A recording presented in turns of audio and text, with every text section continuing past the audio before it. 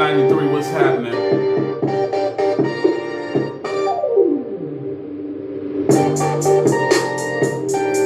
Thanks for joining me.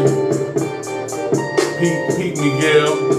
Thanks for joining me. This is Everything's Debatable Live. I'm waiting for my co-hosts. My co-hosts to join me. Mundo and Maddie will be joining me shortly. Then we'll get into the show. What's happening, Suge? Hope you're enjoying your weekend.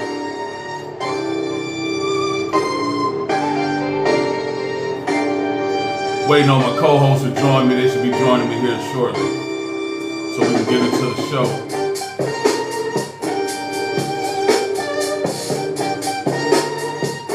Let me know if the audio is good. Hard to lie. Repost, share it.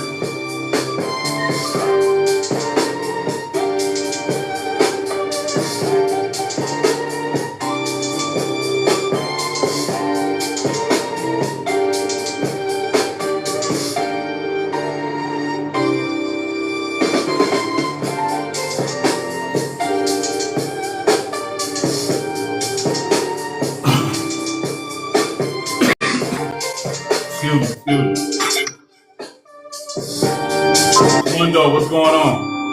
What's up, man?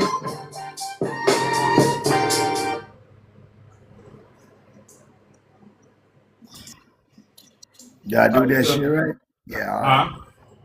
Hey, how's the camera looking? Look good like that? Let me see. Let me expand you here so we can see how you're looking. No, you're good. You're good. The last time you said that it was like sideways or something like that. I'm just trying to set it up right. Yeah. You're good. You're good. All right, cool. Let me see. We're waiting on. There he is.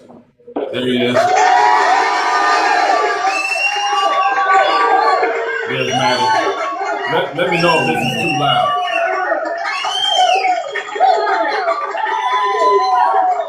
Yeah, I'm here. Was that too loud? Or the No, we're good. Audio's good. All right, great. So I don't know if you guys, all of these topics that I come from, this is, every story has two sides. There's always more than one perspective. There's an argument to every, a counter argument to every argument. I'm Bosco with my co-hosts Mundo and Maddie. And this is everything's debatable. I don't know what happened with Maddie. He disappeared on us. Hopefully he gets back in.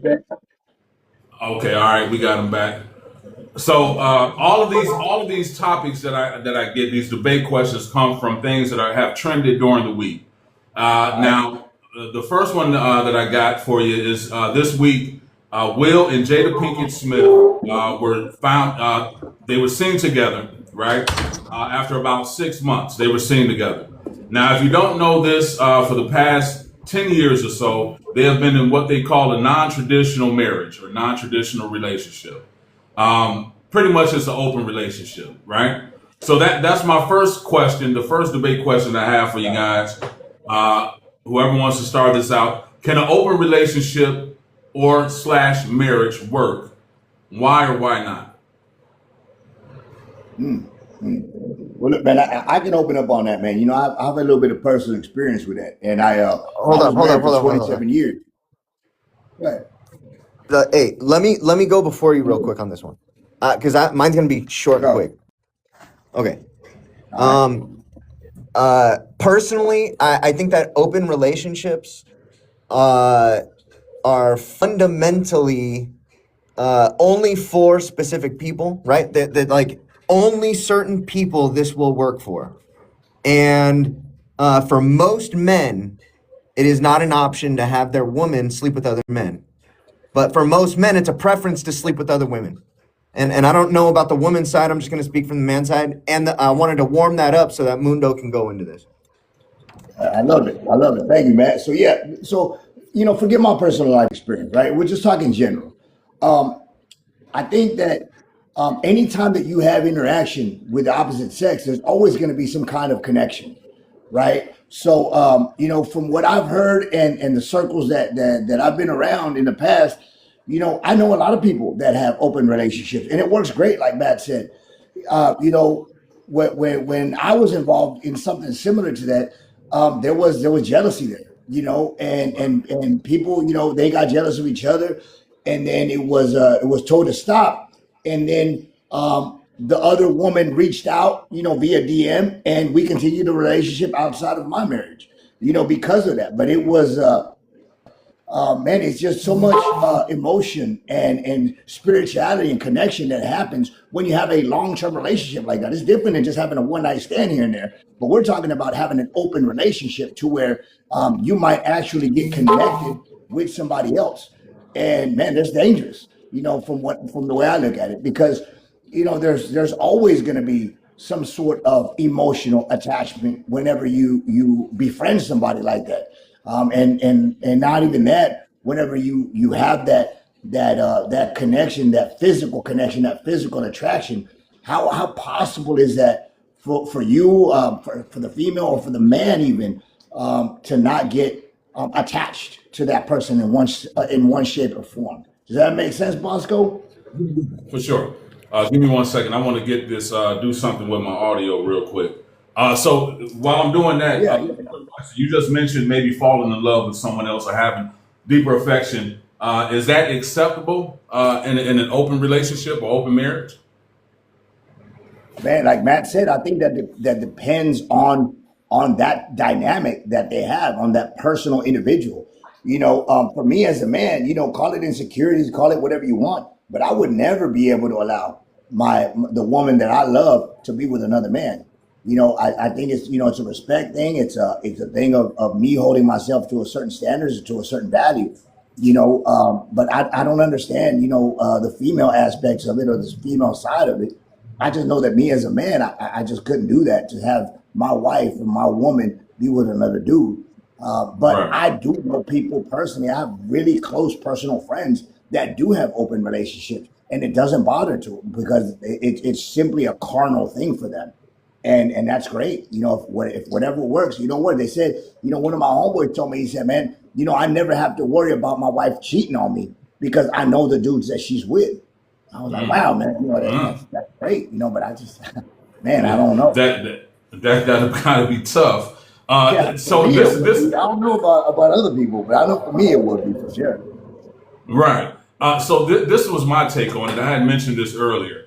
Um, I almost believe that it's natural, and I know I might get a lot of pushback on this, but it's almost natural for men to not only desire to be with more than one woman, but actually may even have the need to be. And I say that because if you look at it, a woman, if she were to lay down with 1 million men in one night, she can only get pregnant one time, right? But if that man did the same with 1 million women, he could actually repopulate the entire earth overnight. Right. So do you think it's natural, to be monogamous or otherwise? Well, I know Matt's gonna have something to say about this. Go, Matt. I know you chopping at the bit on this one. Yeah. So I think that monogamy in and of itself is natural for a woman, right? But I do think that there is like biological drivers around why men would think about it. It's like how many times can a woman get pregnant in a year? How many women can a man sleep with in a year? Right? But when you talk about morals, now you're talking about something different, right? And the Right. only way that it's morality if it's grounded in God, right? Otherwise, it's just preference and standards, and those change. Right. Yeah. Now, when you mention that morality and it being grounded in God, it's interesting because biblically, most of the patriarchs in the Bible actually had more than one wife. Very much so. Very much so. Yeah, You and know, it's funny you say that because in society standards today, if a woman sleeps with a bunch of dudes, she's got a big body count, right? She's right, like a hoe, right? But if a dude sleeps with a bunch of women, he's a player, he's a pimp, so it's like what is the side that they're looking at? Man, I don't know. I don't know the answer to that. But I know a dude once told me this. He said, you know, if you have a key that can open up any lock, you got a master Right. key. But if you got a lock that can be opened up by any key, you just got a shitty lock. You know what I'm saying? Right. Exactly. Yeah. So let me ask you this: is cheating worse than consensual non-monogamy? Okay, so I think that cheating has a like intrinsic to cheating is deception. Okay, so now what Yeah. you're talking about is when we talk about morals, there is no level of deception when it comes to intimacy that is acceptable, right? There's like the relationship white lies where it's like, okay, I'm on a diet, my wife's keeping me accountable, and I eat Jack in the Box for lunch, and if she doesn't ask me and I don't tell her, I didn't lie to her, right? Right. But Yeah. if I cheat on her and I don't tell her, that's a whole different type of deception.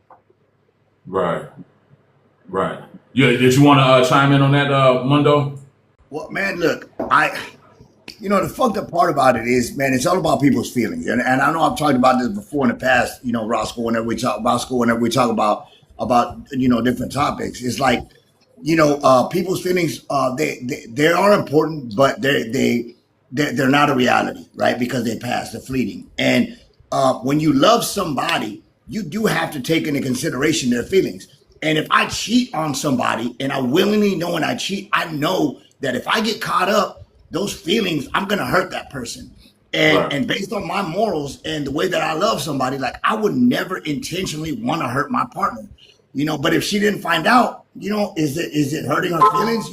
So it's like it's a messed up way to look at situations, man. But I do believe that having an open marriage and or an open relationship and her knowing that I'm going out to be with another female is a hell of a lot better than her finding out and just, catching me on the flip side, knowing that, that I ended up cheating on her, because that's deception. That's true me intentionally going out, doing something wrong, knowing that I could crush her. Right. Yeah. Yeah. Um. Hey, let me just, I'm gonna put a bow on what I think about open marriage, right? An open marriage can help certain relationships, but it will damage others. It's up to how secure the relationship is up front. And I'm not talking about like how secure the man is, how secure the woman is individually. It's how strong is the relationship and how good is the communication, because there are relationships where they have different sexual needs, right? Right. The man needs it more, the woman needs it more. Maybe they've been together for 10 years and they aren't attracted to each other in the same way that they were. This can help the relationship.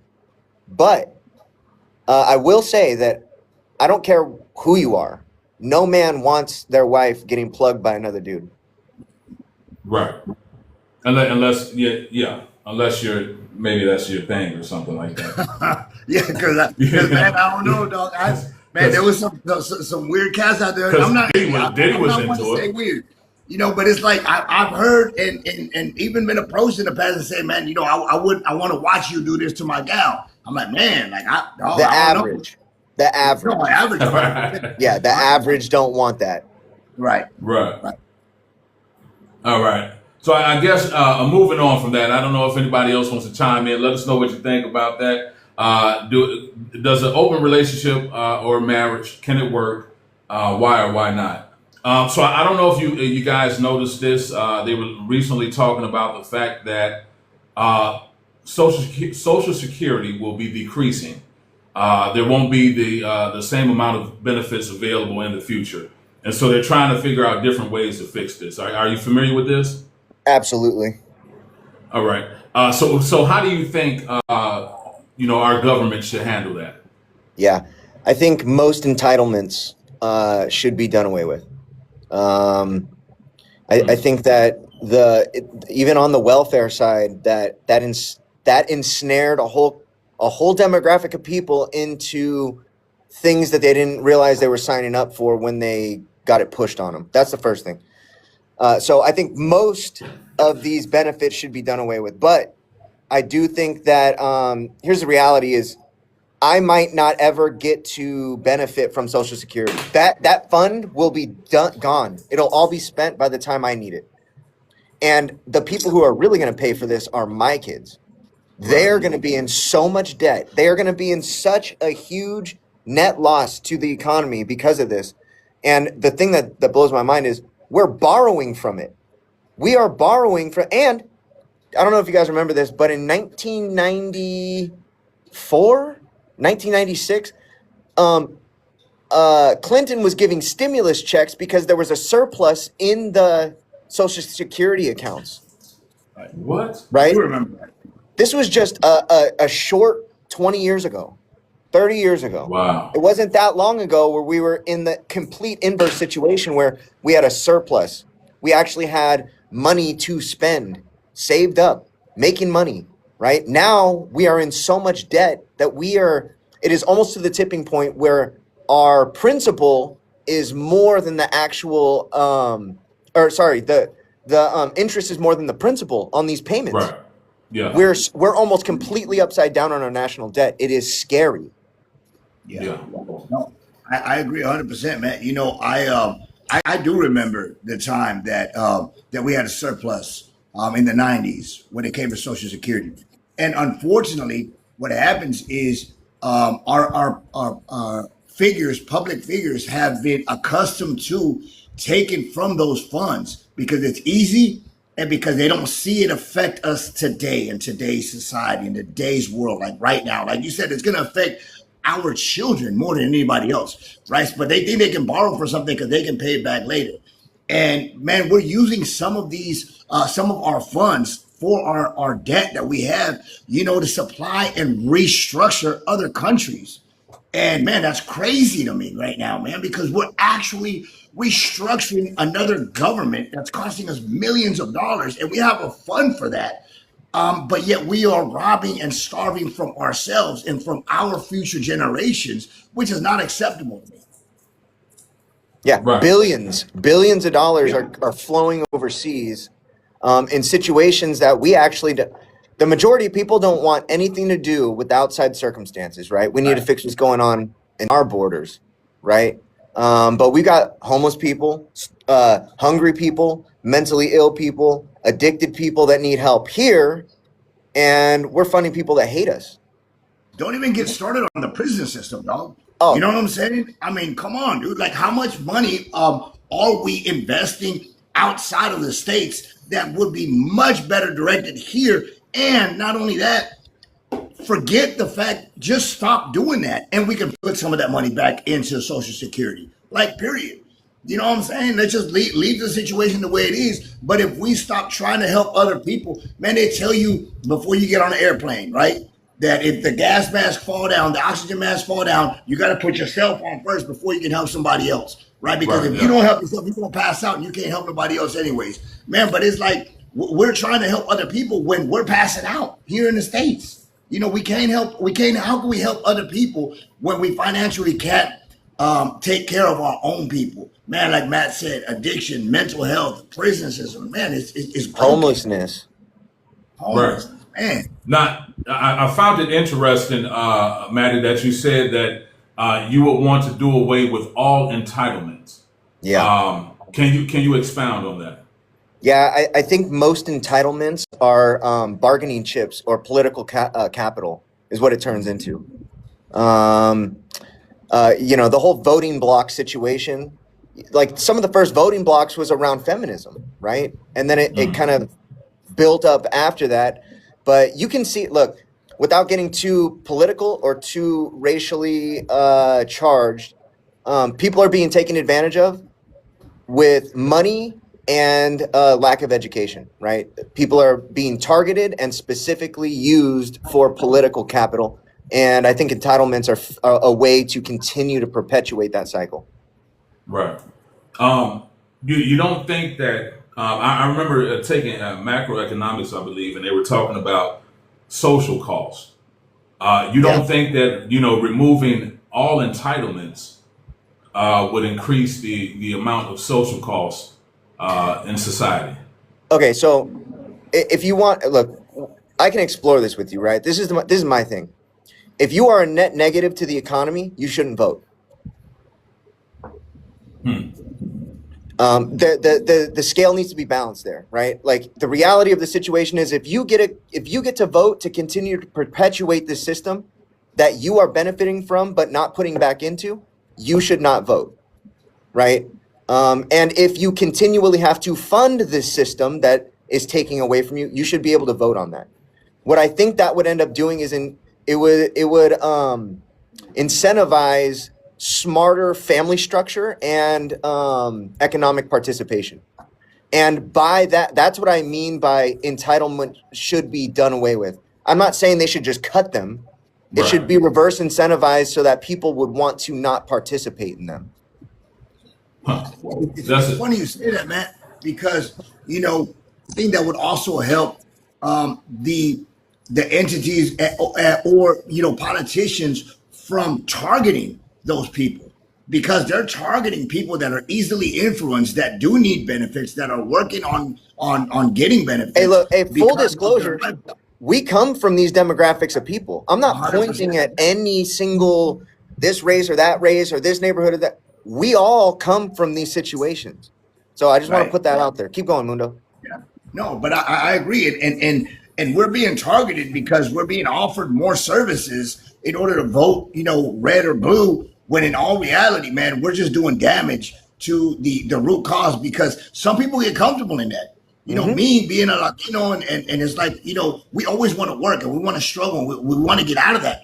I had food stamps when I was young. I had the paper food stamp, dog. I remember my mama would give me, the little $5 stamp, and I'd go to the corner store and I'd buy gum, 5-cent gum, so I can get cash back. So they give me change, so I'd have change in my pocket. Because that's how and we play video games, play Street Fighter and shit. Yeah. But this Right. thing, people get That's where comfortable entitlement in money's it. going. Street Fighter. That's what I'm saying, dog. People get comfortable in that, bro. Like, all jokes aside, it's like, when you can just chill and live in your pad and smoke and drink and live a decent life, what would be the benefit of you getting out of that? What would be the benefit of you going and busting your ass in a 9 to 5 and working as a dishwasher, a busboy, a server, a cook? Why am I going to do that when I could just chill at the house and not do nothing? Right. I mean, it's gotta be incentivized. I think the danger in that is trying to separate the people who are actually in need of the benefits, or supposed entitlements, versus those who are abusing the system. Sure. Yeah. I think that the entire, from the beginning, I believe that the welfare system, in my opinion, was created to control and to prevent families from having generational wealth. I can go back, for years, but anyway, I always say, you have this situation where certain men minorities were being discriminated against. They weren't getting fair pay. So they're not able to take care of their household, right? They're not able to take care of the household. And so then the government says, okay, well, in order for you to receive these benefits, then this man can't be in the home, right? So now the man is removed from the home, and you say, well, I'm going to take care of you. But at the same time, even today, the minimum wage hasn't changed for years, right? So no one in reality can survive off of minimum wage. It would be very hard. And then to try to support a family earning minimum wage will be very difficult. So there are so many different obstacles that those people may face. I think that what you would have to do essentially first is to remove the people who are actually abusing the system. But how do you do that, I Bosco? agree. How do you do that, Bosco? That's the question. You started with that. How do we differentiate the people that are abusing the system and the people that are actually needing the system? Do you have like a monthly check to say, hey, what are you doing in order to get yourself out of the situation? Are we gonna start giving you this amount and it's gonna lessen as the time goes on so that you can get less and less benefits whenever it comes to that? I mean, what would be a proper structure in order to truly differentiate the people that are abusing the system? Well, I'll say this. I won't mention that. But as far as what President Trump has done, I think he's made a tremendous step in that direction by saying, there's going to be more audits. People that are going to get SNAP benefits, they have to work. I believe that you have to, I always say that if you're going to get benefits, you have to do some kind of work. There's too much that needs to be done in society, whether it's cleaning up the trash on the side of the highway or whatever. There's something out there for you to do. But I think that, I think it's a good start. The audits, having people work at least a minimum amount of hours a month for the benefits, etc. And hopefully that will, lead people to change. And then I think a lot of times as well, like you said, there are those people who don't want to do anything. You know what I mean? If I can just sit at home and I can just live off this system, then I'll do that. But I'm sure that if you do the audits properly, I think that you can in some way eliminate those people. Yeah, this is my whole thing around it, right? What is the most important metric that we're talking about here is outcomes for children, right? Yeah. Outcomes for our children, outcomes for our children's children. And I'm not saying that I know how to do this. All I know is that if the outcomes for children are the most important metric and we know that we are screwing our children over, then it doesn't really matter how hard or impossible it seems, we need to try. Right. That makes sense. Did you want to follow that up, Mundo? Yeah, no, I agree. I agree 100%. I think by tapping into that Social Security, in order to fund all these other things, we're doing our future injustice, like 100%. How are we going to continue to help, our generation, our future, our legacy, if we are crippling them right now? Because that's what we're doing. We're crippling our future.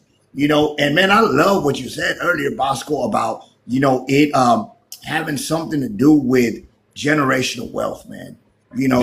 Everything that I've ever done, man, I by the grace of God, I've been able to accomplish on my own because I come from the body. I come from nothing. Like I was homeless too. Me and Matt was both homeless. And it's like, we have to really strive in order to work. But man, we're in the land of the free, man. Like this is it. Like we should be able to live the American dream. We just gotta hustle.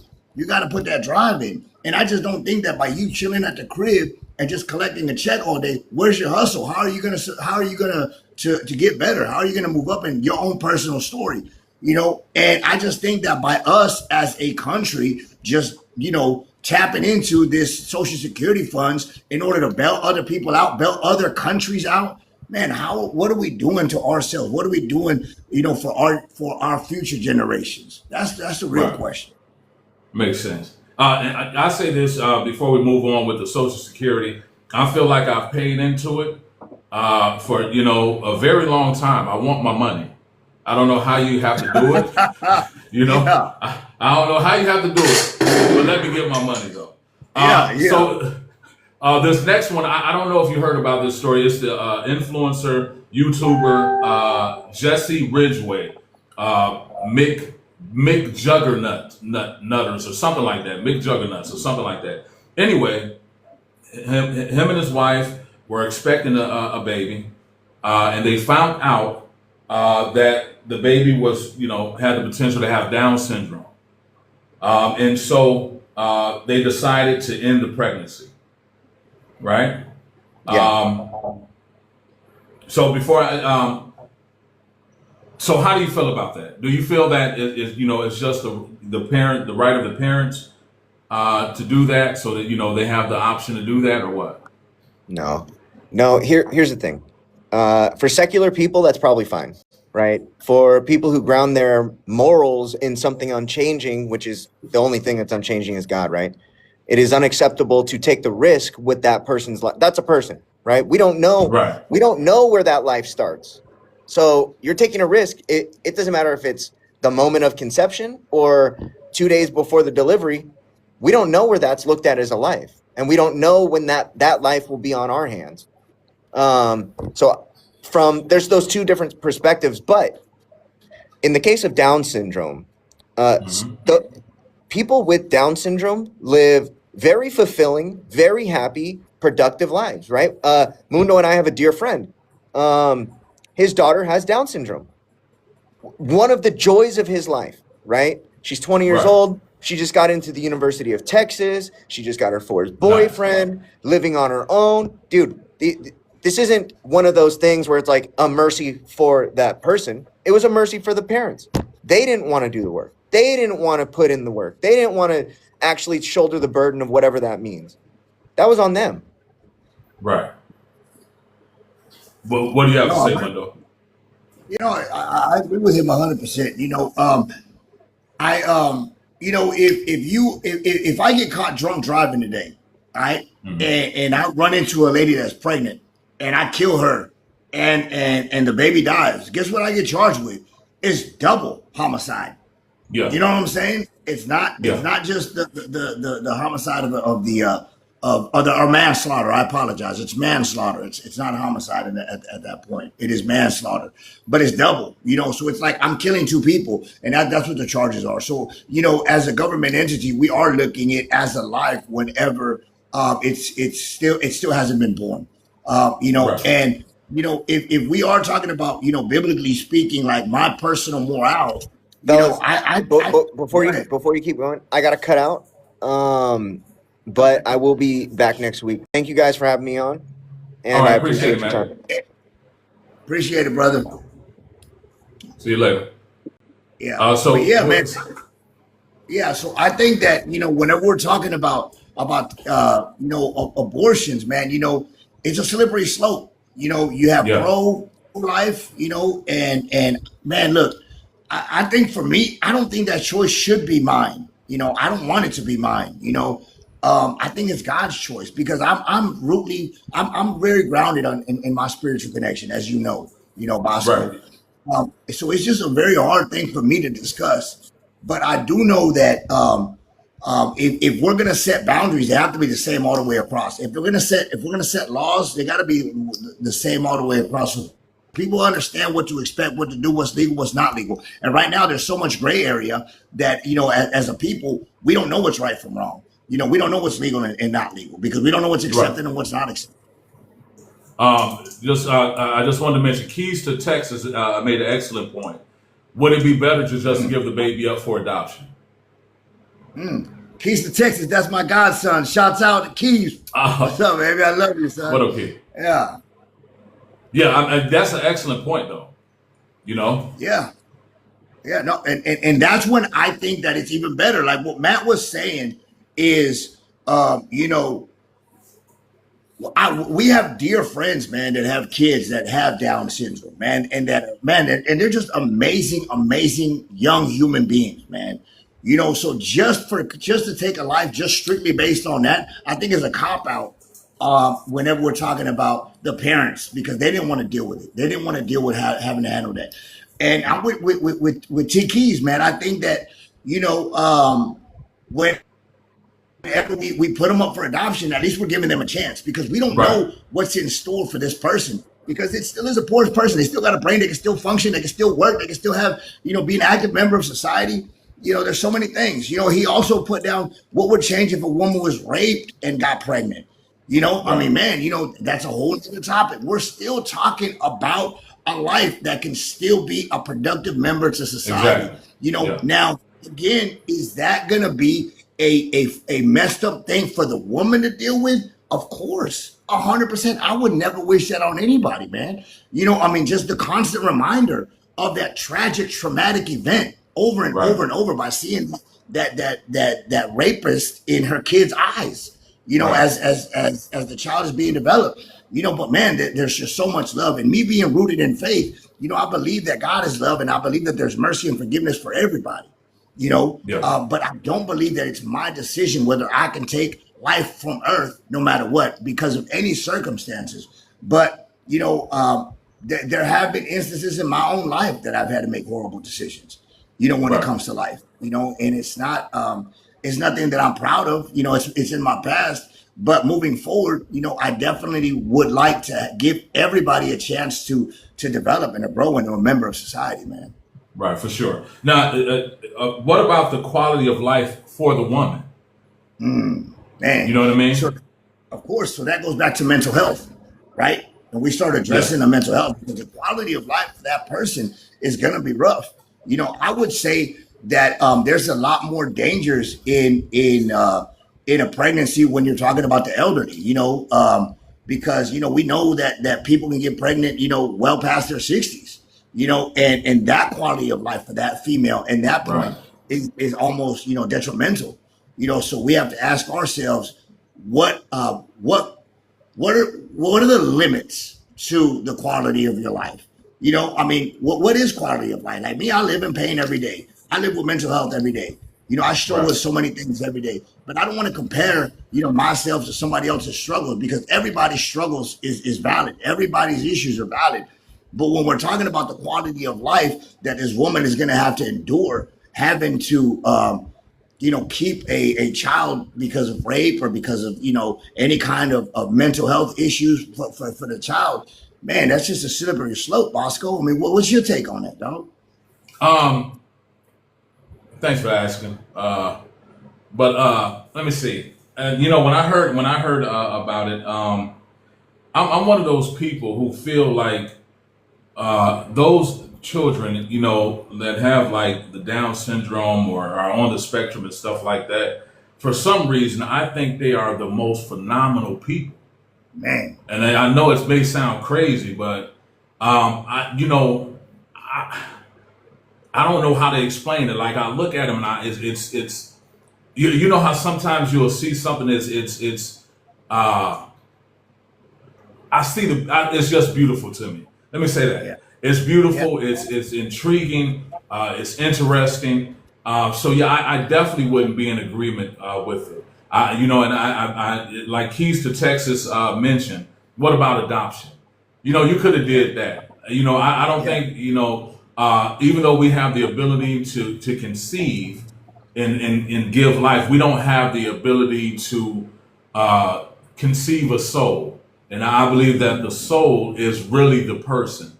You know what I mean? So, yeah, I'm even against abortion. Period. I just, I don't feel that you have the ability to, you know, provide this soul that we have or this spirit that we have that I believe comes from God. So I don't agree with it I love that, personally. man. I love that, Roscoe. Oh, thank you, thank you. Yeah, but let's go on to something maybe a little bit, KD trade. Yeah. Did you get a chance to look this up? I didn't, but I've been following a little bit of it. And, it's funny. I'm glad Matt ain't on here because I was about to clown on his ass. You know what I'm saying? Because he don't know that he likes sports, but he ain't hip to it the way we are. He thought KD was Chris Bosh. He started saying What? that he was. Yeah, dog. It was funny, man. You should have peeped that conversation. That was Right. funny, man. God would have liked to get him on there to say that. Yeah, Yeah. yeah. We would have clown on him, man. But look, check this, man. So, Matt was saying that KD's washed up. And I think, KD is still he's still got a little juice. He's still got a little gas in the tank, man. We know that he's still, top 20 for sure in the league. And but making that move, to the Timberland, man, that's hot. I think it's gonna be solid. When you got Ant Man, you got KD, and then you got the possibility of Kyrie coming over there too. I think that's the No, whole trade no. that they're talking about. Kyrie is going to Houston. Oh, Kyrie's coming Kyrie's to in Houston. My Houston. bad. You're right. Yeah, yeah, Yeah. yeah. But it's like, and he said that Kyrie was also washed up. And I said, man, Kyrie's handles are some of the best handles still in the league today. I Right. mean, his vision for the field, everything, So it's like, man, I think it's going to be dynamic.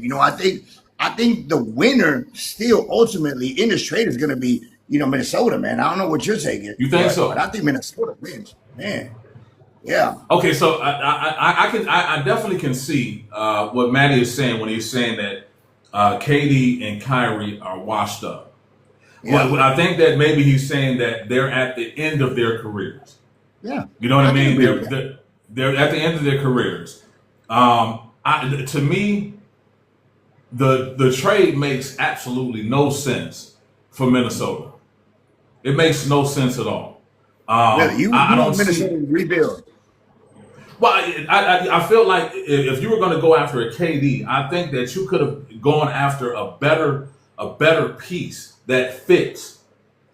You know what I mean? Because really, the ball is going to be in Ant-Man's hand, right? Me. That's where the ball is 100%. going to be most of the time. Yeah.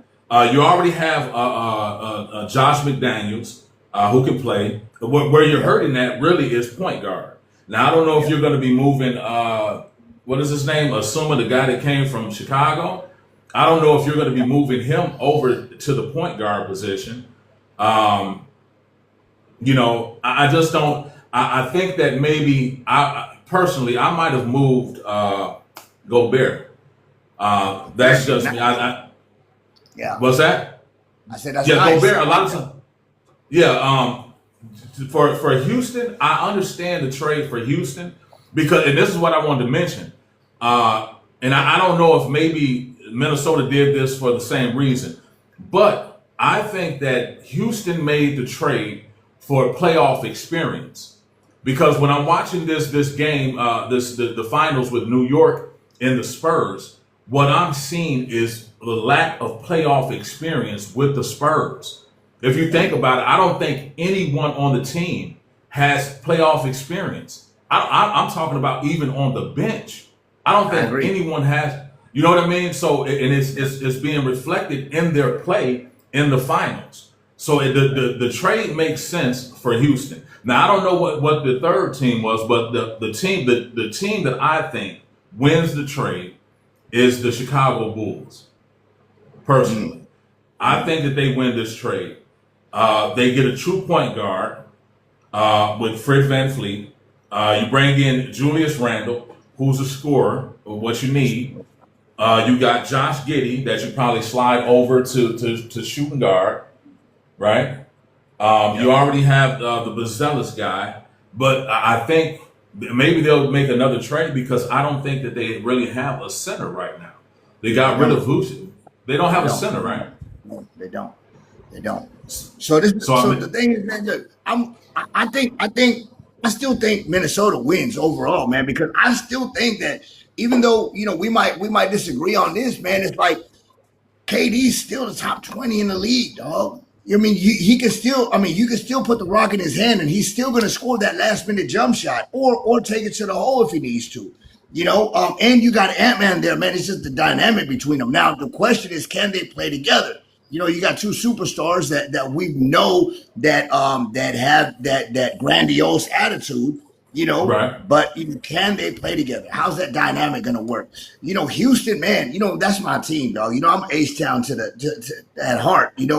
And man, I don't think they get that much out of it, man. But I'm with you on experience. Watching New York and San Antonio play, has been, man, for one, man, I'm sorry, dog. It's been disappointing.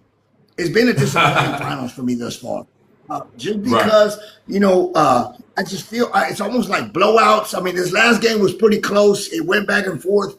But man, it's like, the league is just so soft today compared to what it was when we was kids growing up. Yeah. Yeah. I mean, I don't even remember games going to 100. Now it's like 140. I mean, that's average. It's like it's like an all-star game from back in the days. Everybody just want to score.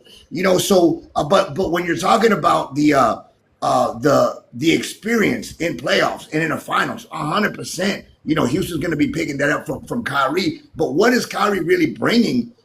Because we all know that Kyrie's been a diva. From back in the days, man. That's why he's jumped around so much because he's hard to play with. He's hard to manage. He's not a good leader. So what are we going to do? How is that really truly bringing that much value to Houston when you got all the experience and all the knowledge in the world, but you're not really willing to share it and to bring your team up, bring the youngsters up with that? You're just telling them what to do, pointing fingers, and that's it. That's a great point. And not only that, you don't know how good he's going to be after the injury. He's coming back off an injury. You know what I mean? But you mentioned the playoffs, how it's been a disappointment.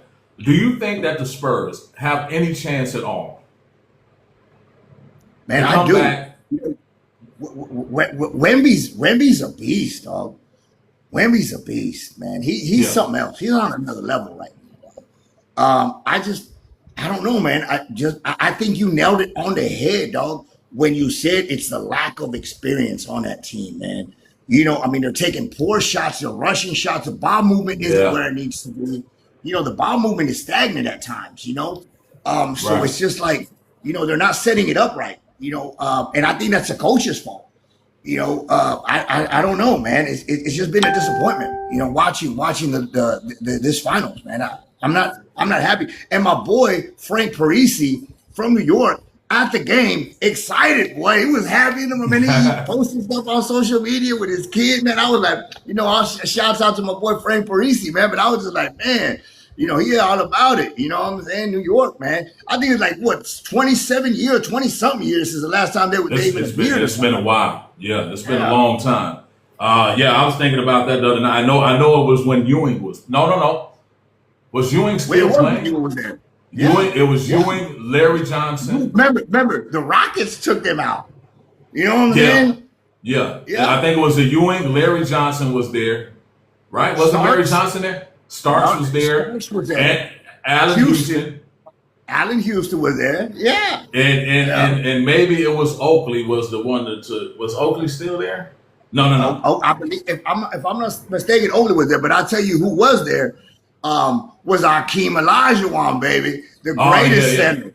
You The talking about green for shade. Houston? Oh yeah, the Houston. Yeah. Houston had Yeah. a great team, a great team. Man. Hakeem the Dream. Yeah. Yeah. Yeah. And like you Dream. said, it was much basketball. I was talking to somebody about that the other day. Like the way they play basketball now, a lot of the people that play wouldn't make it. Because how are you getting injured like this? I remember playoffs, Detroit versus the Chicago. Whatever, it didn't really Man. matter when they The played Jordan rules, the basketball. Jordan rules came because of those. Even Detroit back then, Detroit was nasty. You know what I'm saying? Right. It was different. It was definitely different. Yeah. Yeah. I didn't really have too much. I had a few more, but I didn't. I wasn't really digging those topics too much. I don't know if you wanted to chime in on them. I can mention them for you if you want to. If you want to talk on them, speak on them. We can talk whatever, man. Hey, you remember what happened with Derrick Rose, dog? You just made me think about an injury, man. And Derrick Rose, I think, could have been one of the greatest ballers of all time, man, until he tore up his knees, man. Yeah. And man, because remember he had that rookie season, MVP season. Yeah. And that kid was Yeah. a stud, man. That took them to the playoffs. Didn't they almost go to the? I think didn't they go to the Eastern Conference Finals They sure did. They sure did. with Cleveland, right? And lost to Cleveland Yeah. or something, I believe, or Yeah. I think so. Yeah, but yeah, Derrick Rose. But you know who I actually that was in Chicago that I would have liked to see play? Jason Williams. Who? Jason Jason Williams. Williams. I would have Yeah. liked to at least see him play one season. You know what I mean? Because I think he came out of Duke, and coming out of Duke, I was watching him back then. He was real nice, man. And yeah, I would have liked to have seen him play. But yeah, Derrick Rose, and even after the injury, Derrick Rose was great. Remember, he was playing for What? Minnesota, putting up numbers. Yeah, Anywhere he went. but he was never the same. He was never the same. He had that D Wade mentality. Remember, like D Wade at his prime, dog. He was just an D animal. Wade was He would take it crazy. to the hole. He was on the ground more than anybody. Yeah, You D know? Wade was crazy. A lot of people don't. I don't think they understand how good D Wade was. D Wade was something crazy, bro. I think And his that's story. why. Yeah. Yeah, I think that's why LeBron that he made that move to go there. But you put I him on know a so. team with two greats. But Dwayne Yeah. Wade was to me better on the Heat than LeBron. Dog, you're taking the words out of my mouth. I said that over and over and over Yeah. when I was talking with people about that move back in the days, man. I was still working in oil and gas at the time. And it was like everybody was like, oh no, LeBron. I said, man, D Wade is an animal, man. LeBron is great. He's always going to be one of the greatest in my book, but he just never had that killer mentality, that Black Exactly. Mamba mentality, that Michael Jordan mentality, that D Wade mentality, to where it's like, you give it to me, right? I'm gonna score. I'm There's going 10 to seconds score. left. You give it to me, I'm gonna make it happen. He quick to Exactly. pass, set something up. That's great. You know what I'm saying? But it's like when you got that killer mentality, man, that's different. D Wade had that, man. He had He that had for it. sure. Yeah, for Yeah. sure. So this was one of the wild cards that I had for today. Okay. Should parents be monetizing their children on social media? Man, see, that's if you're using your child, you know what I'm saying, to be monetized on social media, what are you using it for? My son, refuses for us to even post anything like pictures and stuff like that, like family pictures. When we have familia get together and stuff of any of his Yeah. kids on social media because of just how he looks at social media, and he doesn't want that for his children. And then, like myself, I post everything about my son on social media because of my 6-year-old, my little one, because it's a constant reminder to me of where I'm at and how far I've come from my downfalls and my dark past. You know what I'm saying? Recently, but Right. being monetized for that, man, it's like, what is your true intentions behind it? For yourself, for the kid? Are you trying to make sure that they have something going up, coming up in the future? Or are you doing it for your own selfish means? Because then you're really utilizing your kid for whatever you want. Now, Right. there's a lot of dangers behind monetizing your child. There's a lot of dangers behind even posting your child on social Yeah. media True. with predators and stuff like that. That's why my son refuses to do it, because of predators and because of the way that scams and things are done online now. It's Uh huh. crazy. And there are dangers behind it, which I believe and I respect. But what is your means to an end? What is it? What is it that you're trying to get out of it? Is it for your own selfish means, or are you trying to help out your kid growing up? I don't Right. know. I don't know Yeah. that person. But I do know a lot. You see it all over the place, Bosco. Yeah. Let me say this. And you're bringing up a great point as far as it being exploitation. And Yes. I watched this documentary, right? I wish I could remember the name of it now. But anyway, it was this mother and a daughter, and she was pushing her daughter to do the content and everything. And eventually, what they did was they used to have these groups. Like they would come together in groups, and they would have a content creation house, and they have the kids in there. And then you wake up in the morning, it's all about content. And it's something that happened. I can't remember, but at the end of it, she pretty much she lost all of her monetization on YouTube and TikTok and everywhere. And so then what she did was she started to have her daughter do OnlyFans, where she Oh, would take like these pictures. And so you're bringing up a great point when you talk about this exploitation. I think that if you're going to have your child do content, then I think it has to be the choice of the child, and then you're just supporting them in their endeavors. I don't think that it should be the parents forcing that upon their child. You know what I mean? Because yeah. then that's going to be exploitation, or at least lead to exploitation. You know what I Agree, but at mean? what time is it forcing, or are we manipulating our own children to act and do a certain thing? Because, like I told you, even when I was in my addiction and when I was a piece of shit, like my son Mateo thought I was Superman, and he would do anything that I asked him to do because of the love that he has for me and the value that he has for me. So Right. as a parent, if I'm trying to manipulate and exploit a situation like my child, of course they're gonna want to do it for me. But is it in their best interest, in the child's Right. best interest? Let's look at these kid stars growing up, Macaulay Culkin, all these cats that grew up as kids superstars in our generation, Bosco. In the Yeah. movies, and Michael Jackson and everybody else that started out as children. Man, how did they end up? When they became really known, when they started making money at such a young age, what Right. happens? You know, Yeah. It's interesting. Just and this is off off the subject of the topic. But I was talking to Maddie earlier about the documentary on Michael Jackson that's out on Netflix. Did you get a chance to watch this thing? Man, I heard about it though. I haven't watched it yet, but I'm gonna watch it tonight. And he told me how they made him look, dog, and it was bad, Man, it was horrible. You seen it, Bosco? When he told me this morning, he said, watch the documentary. I went back and watched it. And I'll tell you this, because I saw it, it was one of the trending topics. Like I said, and I look at them, and then, I decide, if it's something to talk about. I did look at it. But first, what made me mention it first and foremost was what was being said online when it was a trending topic. They said that he had these nicknames for the kids. And one of the nicknames that he had for the kid was Blowhole. What? Blowhole. I know that. Right.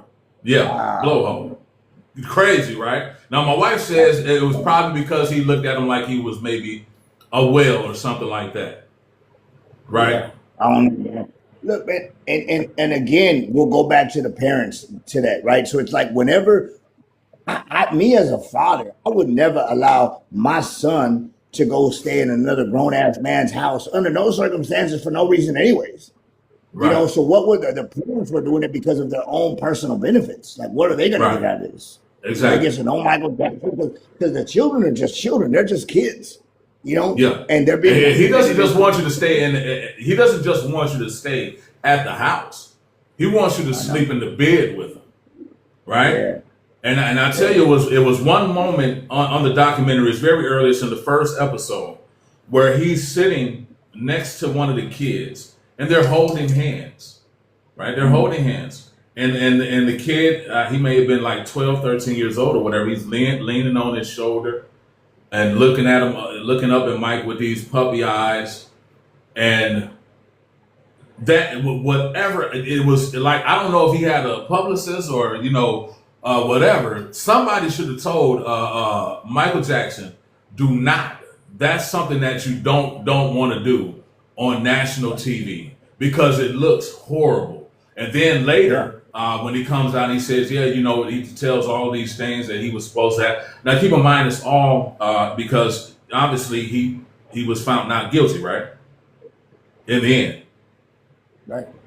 Yeah. So, But so obviously, we can say, when you have that kind of superpower, when you have that kind of that status like Michael Jackson had, they're not going to find that cat guilty of anything, man. You know what I'm saying? I mean, he bought himself out of how many court cases? How many times did he settle, before he was even charged? there were at least two times. Yeah. 23 million one time, and I think about 15 million another time.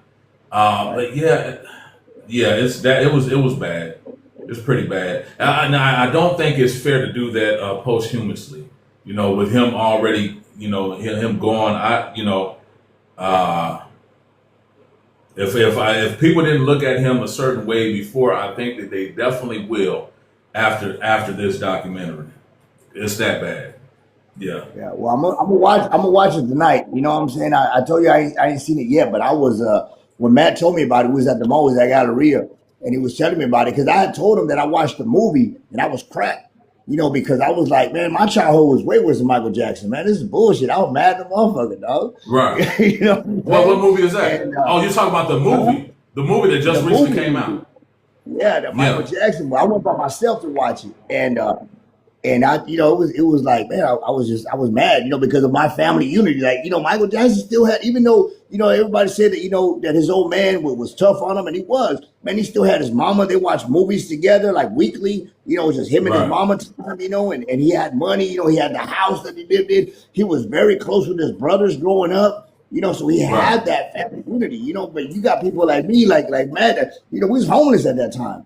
You know what I'm saying? Right. I was putting in work when I was 14 years old. You know what I'm saying? I was cracked. I was sad, man. I can't let this shit get me sad. And then Matt said, watch the documentary. You ain't gonna be sad. Right. Yeah. Watch that documentary. That's crazy. Okay, so this is another thing, another wild card that I had. AI replacing workers. AI replacing workers. Do you think that companies should replace workers with AI if it's going to help the profits? Well, look, man, if I'm speaking strictly as a businessman, I've owned companies before. It makes sense. It really does. In order to, when we're talking about our ROI, when we're talking about legitimizing profits, and what are we going to do in order to continue to grow and scale our business? Because that's what it's about, is scaling, right? Right. And it makes sense. But I do think that there's a lot of things that AI can't do that man needs to do. I think there's a time, like, a lot of marketing, a lot of your social media, a lot of that stuff now is run by AI. Do I think that it should be AI when I call my phone carrier right now because I'm having a problem, and Uh-huh. it makes me dial 3, 4 times, before I Right. can get into somebody? It's like I need to talk to somebody, right? And Yeah. there's just a lot more than that.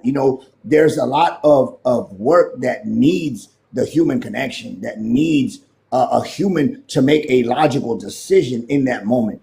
There Right. is, it's ones and zeros when you're talking about AI. That's it, man. It's just ones and zeros. That's all we're talking about here.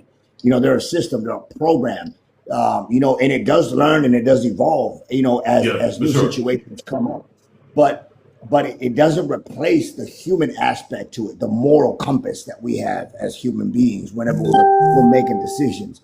But Right. man, I mean, as the business standpoint, strictly as the owner of a company, anything that you can utilize that helps build your revenue and that helps build your business, you're gonna use, and it makes sense.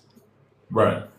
So are you thinking along the lines of Elon Musk when he says, okay, we're going to have AI replace all of these jobs, and then we'll give people what is it, the what's the wording for it? Universal income. You know what I mean? We're going to give them universal income.